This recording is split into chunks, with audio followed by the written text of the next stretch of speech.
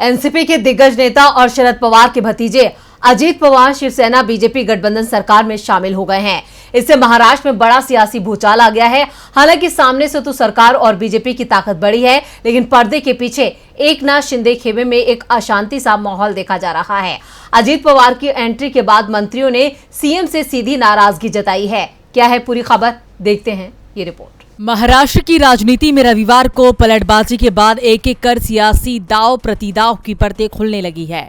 एक तरफ अजीत पवार को एनडीए और एकनाथ शिंदे सरकार में शामिल कराकर बीजेपी जहां खुश है और आगे की रणनीति बनाने में जुटी है, तो वहीं सीएम शिंदे काफी मायूस नजर आ रही हैं, क्योंकि महाराष्ट्र सरकार में अजीत पवार के उप मुख्यमंत्री और उनके साथ 8 मंत्रियों की एंट्री के बाद शिंदे गुट के खेमे में बेचैनी बढ़ गई है।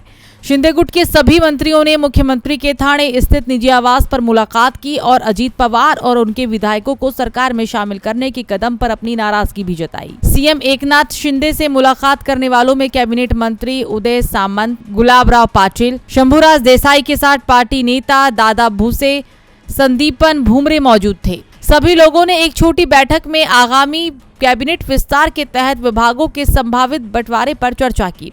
वैसे देखा जाए तो अजीत पवार की एंट्री से शिंदे खेमे में बड़ी बेचैनी गलत नहीं है, क्योंकि एक तरफ जहां शिवसेना और बीजेपी दोनों ही दल अपने अपने विधायकों को एकजुट कर आगामी चुनावों के लिए कड़ी मेहनत कर रही हैं, तो वहीं एक साथ 9 लोगों का सरकार के अंदर आना बाकी नेताओं की परेशानी बढ़ा रहा है। गौरतलब है कि इस सियासी घटनाक्रम के बाद शिंदे गुट के मंत्री तो नाराज है ही, वहीं सीएम एकनाथ शिंदे भी मायूस नजर आ रही हैं। एकनाथ शिंदे की चिंता अंदर खाने में जारी खींचतान को लेकर है।